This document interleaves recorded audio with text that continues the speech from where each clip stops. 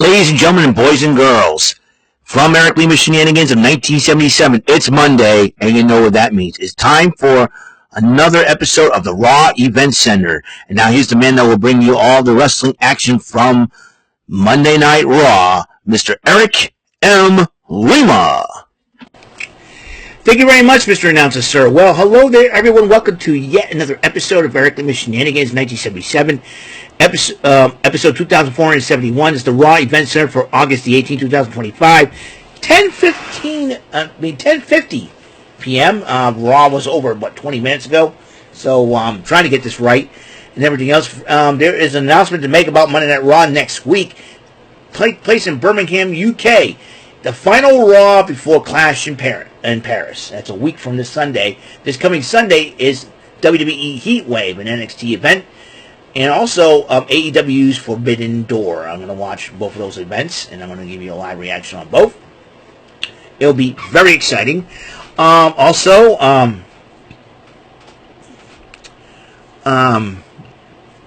give me a second here. So it'll be the final Monday Night Raw. It takes place at 3 o'clock, Raw in Birmingham, UK. 3 o'clock Eastern Time here in the States on Netflix. Also, it'll be my final Monday Night Raw of my sabbatical. As you know, 2 weeks from today, I will make my return on the panelists during my monthly mandatory sabbatical. And but I will make my return 2 weeks from today, September the 1st, Raw live reaction. But, I really don't know how to feel. I'll talk a little bit about that tomorrow on my off the regular Shenanigans live stream podcast that will start at 4 o'clock tomorrow. So just to let you know about that. Got a lot on my mind. So, and that's one idea is running through my head right now. So. Okay, Raw takes place in Philadelphia, Pennsylvania, the home of Extreme. Division, kicking off Monday Night Raw. Division consists of the Oracle Paul Heyman, leader, the World Heavyweight Champion Seth Rollins, Braun Breaker, and Bronson Reed. And they were dressed in the Philadelphia crowd. And Paul Heyman puts himself over. He puts over Division. And then as Rollins grabs the microphone, Jey Uso interrupts him. Paul Heyman gets upset. As Jey Uso says, y'all talk too much, my turn to talk, and all that. Even though Seth Rollins has not said a word. And then Paul Heyman decided to invoke all the names of the ECW legends he'd made. The Dudleys, RVD, the late great Sabu, and the late great New Jack, and he says, unfortunately, the late great Tommy Dreamer. And everybody's like, what? I'm like, and I said, what is wrong? What in the world is going on through that walrus brain of yours, Paul Heyman? Saying that Tommy Dreamer's dead. He's still alive, you idiot. You walrus-minded moron. Let me tell you, right now, if you're going to start TNA versus WWE War Games, I think congratulations, you may have done that by dissing Tommy Dreamer's working for TNA right now. You dummy. Paul Heyman, you dumb walrus-minded moron. Sheepers. Let me tell you. Anyways, and so he says about this, a match with no disqualification, no count against Braun Breaker.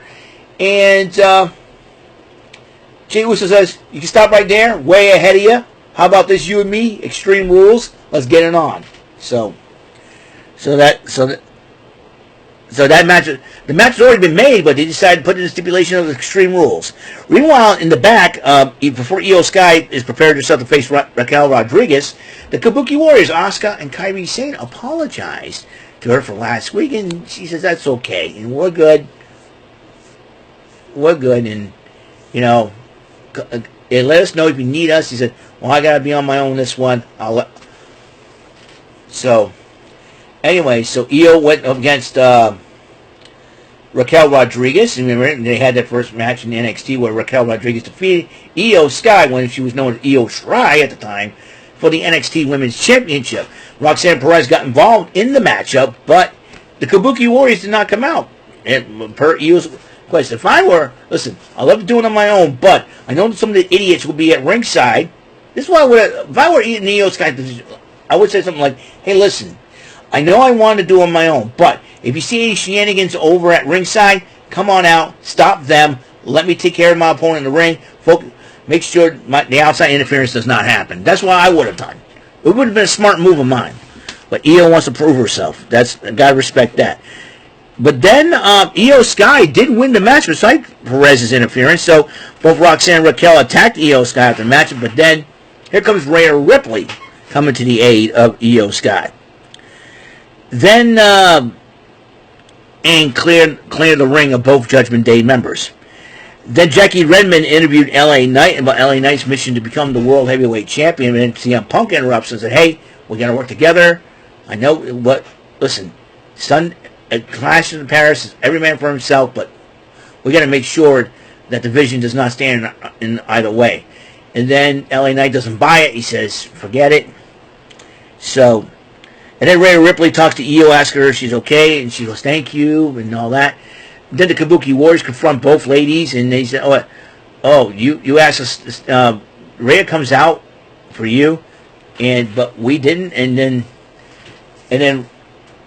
then Rhea goes, I didn't see you out there, Asuka, did I? And then both start arguing, and then Io Sky starts yelling at him in Japanese and all that, and poor Kairi's frightened.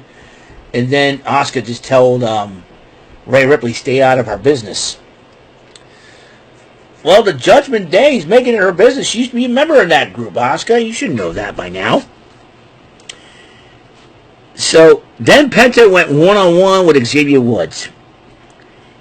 You know, this New Day morning thing is just really getting really stupid as it is. Now they add, and they kicked out Big E in to put in Grayson Waller. Call himself Big G. Are you kidding me? All right. So here's the deal, all right? There's two things I don't like about Australia. One are the bugs, especially the spiders. Get them away from me. And two, Grayson Waller. That's all I get. Because Grayson Waller doesn't know when to keep his mouth shut. And there's four things I like about Australia. Rhea Ripley, Zarya, Toni Storm, and freaking Harley Cameron. You know, Indy Hartwell's cute. I'll put her in the mix. Why not? 5. Are you kidding me with this? Oh, 6 and 7, the Iconics, a.k.a. the Inspiration. Thank you. So, good outweighs the bad. And freaking Grayson Waller, the idiot that he is, I know. And Kofi answered a t-shirt. What's his t-shirt? A New Day morning t-shirt. Are we going to start crying now? New Day used to be happy and comedy had a lot of fun until they kicked out Big E. And even Danielle Fishel, who played Topanga, turned her back on the New Day. That's like Xavier Woods, who had a crush on her. Now you know how I feel, Xavier Woods. Well, somebody you have a crush on rejects you. The only difference is I'm moved on. You, however, you big baby. Hey, the New Day should be known as the Crybaby Foundation. Like Demolition used to call the Heart Foundation one time. New Day should be known as the Crybaby Foundation. And I'll tell you why. The fact of the matter is, all they do is whine and complain about the tag team division and all. Here's an idea. Get a few wins under your belts. You should focus on getting wins and trying to get tag team title shots instead of you guys crying and whining about the tag team division. Wah, wah, wah, wah, wah. You know what? I think got no words for the New Day and Grayson Waller, a.k.a. the Three Stooges of the WWE. Hey, Mo. Hey, Larry. Sweetly, Mo. I'd be like Ted Healy bonking them on the heads, You kidding me? But Penta kicked Xavier Woods' butt to win the match. Hey, serves you right, Xavier Woods. Serves you right. Ding dong. Well, Dominic Mysterio was ticked off that AJ Styles cost him the AAA Mega Championship at TripleMania on yesterday's program. This past Saturday night, and then he's setting his sights on Vikingo, El Hijo del Vikingo, which will be a title match for the AAA Mega Championship in Worlds Collide as he defends it against Dominic Mysterio. But then Rey Mysterio starts taunting him, making fun of him and all that. And it's got the AJ. Dominic Mysterio is, AJ wants the Intercontinental title. You'd be ducking him, you goofball mo. And you cheated to beat him too, Dominic. So AJ's not going to stop until he gets that title, you long-haired, you long mullet-haired galoot. We tried to look at Eddie Guerrero, man. Listen, you don't even belong having a mullet. Dominic Mysterio doesn't belong having a mullet like Eddie Guerrero. Eddie Guerrero can pull off a mullet, but then again, so can Crush. Eddie Guerrero looks like Billy Ray Cyrus on crack, for goodness sakes. You kidding me? Somebody shaved that mullet and shaved that stupid mustache of his, man. Trying to be some kind of porn star from the 70s, for goodness sakes. Sheepish Dominic Mysterio.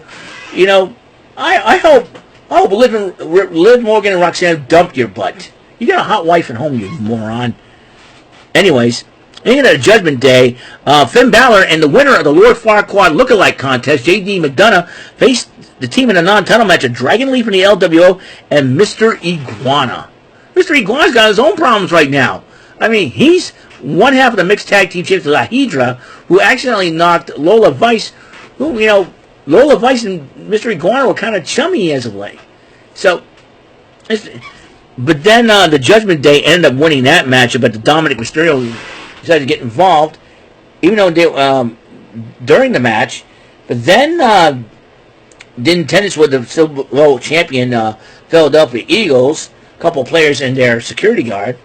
Then Judgment Day attacking Iguana and Dragon after the matchup, and then Vikingo gets involved and helps out. Lee and Iguana until the Judgment Day attacks all of them, and then basically they stand tall in the end. And Dominic was holding the AAA Mega Championship as well as the Intercontinental title. So, but then Jackie Redmond interviews Becky Lynch about how she's going to teach Natalya a lesson in her Intercontinental title match. And then Bayley was talking about, trying to figure out her career, and then she heard a voice that I don't know if it's similar to hers or not, saying all stuff, and then Bayley goes, "I get it, shut up." Maybe she needs to balance herself. That's probably. And then the women's Intercontinental title on the line. Becky Lynch defends it against Natalya, and Becky Lynch ends up. You see, I think she don't want to see Natalya. How about Natty? All right, forget Natalya. How about Natty? But we didn't get Natty. We got Natalya. I think Natalya's got to realize she needs to bring Natty out to play. But after the matchup, though, Lynch attacks Maxine Dupree, who was checking on Natalya. But she took out Dupree and Tozawa during the matchup. But then Mickey Bella goes after Lynch and hits her with the rack attack.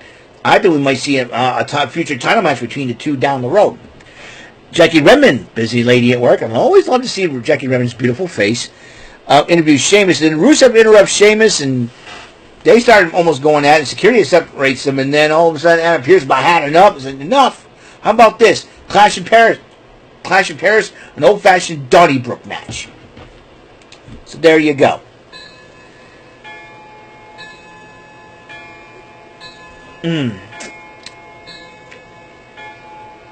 It's time. Lima time, baby. Anyways, CM Punk and Jey Uso talk about the vision and say, "You know what? You know, I respect you. Don't need you out there, but just in case, I'm glad you got me and all that." So they were cool with each other. But then Naomi addresses the state of the women's world title, and then she said, "Please watch the Tron." And then Stephanie McMahon, on the What's the Story podcast said, "Hey, you have something to announce?" And then she goes, "I'm going to let Big Jim announce it." Big Jim Uso, proceed with caution. That's right, no surprise. Naomi is pregnant with her first child. And and then, Anna Pierce congratulated her. But then, all of a sudden, you think I'm going to, I know, it's my first time not relinquishing a title. Well, I ain't going to give you crap. She said the other one, she said, "Get out of here." And Anna Pierce is like, she does an Anna Pierce, that little, still that little character, and then she, she made jokes about the bloodline continuing on, and he goes, "And Netflix and chill." I started laughing. I thought it was good. And then she goes, "I'm going to vacate the title now, and whoever has it, if I have to make a comeback with the baby, meanwhile me nursing the baby, basically, I'll get that title back." So now here's where Looks like I had to predict. I had a feeling that Naomi might be pregnant, and now that she is, here's the deal. I think what they should do is, if I were Adam Pearce, you would look at Io Sky was going to get a title shot last week. That didn't happen. But then Stephanie Vaquer, who won the Battle Royal in Evolution, is supposed to have a shot at Clash in Paris. Here's the deal. I think Io Sky and Stephanie Vaquer could go one-on-one. And then I think what will happen was Asuka could cost Io the matchup, and to start a program with that, Stephanie Vaquer wins the world title, women's world title, and she could start a program by the Rhea Ripley, or the returning Liv Morgan. Anything is possible at this rate because you still have Liv Morgan hurt. The women's division is taking a hit with Naomi out with pregnancy, and now Liv Morgan with the shoulder injury. You get two of the main cogs in there, so that's the thing now. I know somebody else is going to step up. Maybe Becky Lynch could be stepping up with the women's Intercontinental. Lara Valkyrie can get involved in that situation as far as the women's world title now, as she legs Lara Valkyrie as Intercontinental Champion. We don't know what Bayley's going to be up, so we'll see what happens in the women's division of Monday Night Raw now. That's going to change a lot. I'm sure next week we'll get a lot more information about the women's. Like I said, I think the obvious choice here could be have Io and Stephanie Vaquer, have Io Sky and Stephanie Vaquer go at it. Winner becomes women's world champ, and that's where. And who knows, if Io wins the title, that could give a rivalry with Asuka that she wants the title, or Rhea Ripley wants the title, or Stephanie Vaquer, or even Kairi Sane, or Kairi Sane who won the women's Intercontinental. Lots of mixed possibilities. Lots of possibilities there. And then Judgment Day, they were about to leave Raw for the day, for the night and talk about the loss. So we'll get them. And then they saw Dom talking to El Grande Americano. So what's all about? And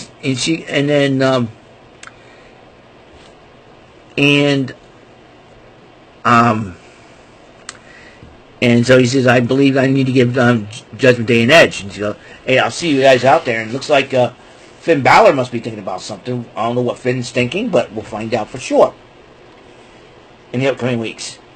But then the Extreme Rules matchup, Jey Uso, the uncle-to-be. That's right, he's going to be an uncle. You got to remember, Jey and Jimmy are twin brothers.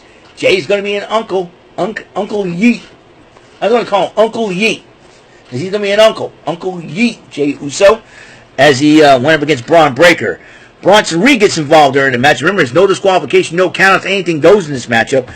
Bronson Reed, LA Knight, Seth Rollins, they all get involved. And then CM Punk gets involved going after Rollins. Knight goes after Rollins as well. Knight clears up Bronson Reed. Knight is pushed by accident by Rollins, and Punk goes to a table. Match continues on. And then Roman Reigns comes out, spears Braun Breaker, and did a Superman punch to Reed. Braun Breaker was vulnerable after a super kick by the uncle-to-be. The uncle-to-be, Jey Uso, went off the top rope with an Uso splash. 1, 2, 3. And Uncle Yeet wins the match. That's right, Uncle Yeet. Hashtag that. Jey Uso, Uncle Yeet. That's all I'm going to say. So, that is all the time we have on this show. A friendly reminder, tomorrow we're going to have High Rollers. And then after High Rollers at 4 o'clock, tune in to my off the regular Shenanigans. First, it'll be the first under the name. I tried live streaming Shenanigans to Bland and everything else, so it will be known as Off the Regular Shenanigans, because the live stream is going to be a little different than the Shenanigans you're used to seeing on the channel on the regular. So it'll be Off the Regular Shenanigans. That's what. And I might talk a little bit of drama. I might talk about a little stuff, trying to express myself a little bit more. There's a lot going on in my mind. I will address it tomorrow at 4 o'clock. So, that is all the time we have on the show. And also tomorrow night, NXT. The final NXT before WWE Heatwave, ladies and gentlemen. We'll see what happens there. So, thank you for tuning in, and I will see you on the next episode of Eric Lima Shenanigans 1977. Until that next episode comes rolling around, Mr. Announcer, take us home. That is all for today's episode of the show. This is Mr. Announcer speaking for Eric Lima Shenanigans of 1977. A Big Beefy E and do it for Bob Saget production, and in association with a Raving Bull for 3000 Telepictures and Distribution. Thank you for watching another episode of Eric Lima Shenanigans of 1977. See you later on the next episode of the show. Goodbye for now.